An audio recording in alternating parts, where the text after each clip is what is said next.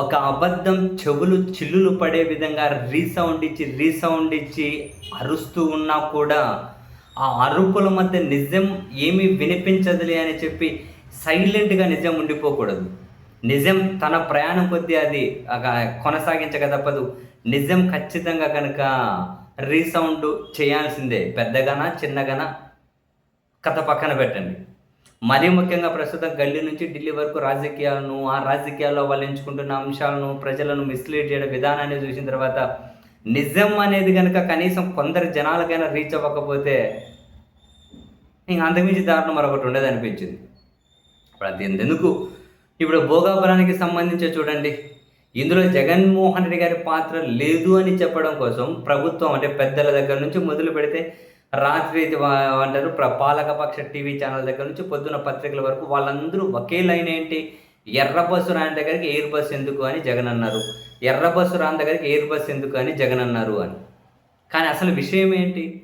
2015లో ఈ ఆలోచన చేసినప్పుడు చంద్రబాబు నాయుడు గారు అప్పటి సర్కార్ 15,000 ఎకరాలు సేకరించాలి అని వాళ్ళు నిర్ణయం తీసుకొని ముందుకు వెళ్తూ ఉంటే అక్కడ ప్రజలు ఆందోళనలు చేశారు, నిరసనలు వ్యక్తం చేశారు. ఎయిర్పోర్టుకు 15,000 ఎకరాలని. వాళ్ళకు మద్దతుగా అప్పుడు ప్రతిపక్ష నేత జగన్మోహన్ రెడ్డి గారు అక్కడికి వెళ్ళారు. అన్ని వద్దు, అన్ని వేల ఎకరాలు అన్నారు. ఆ వేదిక మీద ఒక మహిళ మేము చదువుకొని వెళ్ళాలి అంటే మాత్రం ఎర్ర బస్సు కూడా రావట్లేదన్నా ఇక్కడికి, అటువంటిప్పుడు ఇటువంటి చోట ఎయిర్ బస్ ఎందుకు అని చెప్పి ఆమె ఆవేదన వ్యక్తం చేస్తే, అంటే వాళ్ళ భూములు పోతున్నాయనే ఆవేదన. ఆమె ఏమనిందో వినండి చంద్రబాబు నాయుడు గారు అని చెప్పి జగన్మోహన్ రెడ్డి గారు అవే వ్యాఖ్యలను ఉదాహరించారు. ఇది వీడియో ఉంది కదా. ఎన్ని ఎకరాల భూమి ఉంది తల్లి నీకు? మాకు 2 ఎకరాలు ఉంది సార్. 2 ఎకరాల భూమి ఉంది నీకు. పరిస్థితి ఏమిటి తల్లి ఇప్పుడు? మేమిద్దరు ఆడపిల్లలు, ఒక తమ్ముడు. 2 ఆడపిల్లలు, ఒక తమ్ముడు. కానీ మేము చదువుకోవడానికి కూడా ఎర్ర బస్సు లేని ఈ ఊర్లో ఎయిర్పోర్ట్ ఎందుకు సార్? చదువుకుంటా ఉన్నాము. మా గ్రామానికి ఎర్ర బస్సు కూడా రాదు. ఎర్ర బస్సు కూడా రాని ఈ గ్రామానికి ఎయిర్పోర్ట్ ఎందుకు సార్ అని అడుగుతా ఉంది నర్సయ్యమ్మ. వాళ్ళకు ఉన్నటువంటి 2 ఎకరాలు పోతూ ఉంది అనే బాధలు ఆమె.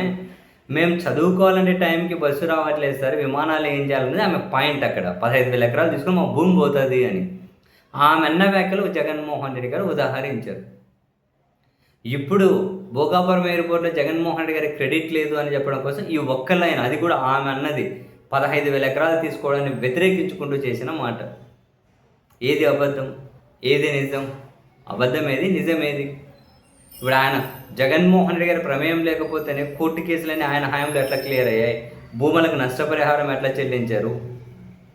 అసలు అక్కడ అంటే అక్కడ నివాసాలు కోల్పోయిన వాళ్ళకు పునరావాసం 2 కాలనీలు ఎట్లా కట్టించారు? అనుమతులని ఎట్లా తీసుకొచ్చారు? శంకుస్థాపన ఎట్లా చేశారు? ఆ రోజు 15,000 ఎకరాలు వద్దు అని వ్యతిరేకించినందుకేగా ఈరోజు 3,000 ఎకరాల లోపే పరిమితమైంది. అన్నీ క్లియర్, ఎయిర్పోర్ట్ ప్రారంభం అయిపోయింది కదా. ఇంతకుమించి ఎక్కువ భూమి అయితే రియల్ ఎస్టేట్ వ్యాపారానికి ఉపయోగపడింది. మరి ఆ కాంటెక్స్ట్ ఏంటి? అనిండేది ఏంటి? ఇప్పుడు వీళ్ళు చేసేది ఏంటి?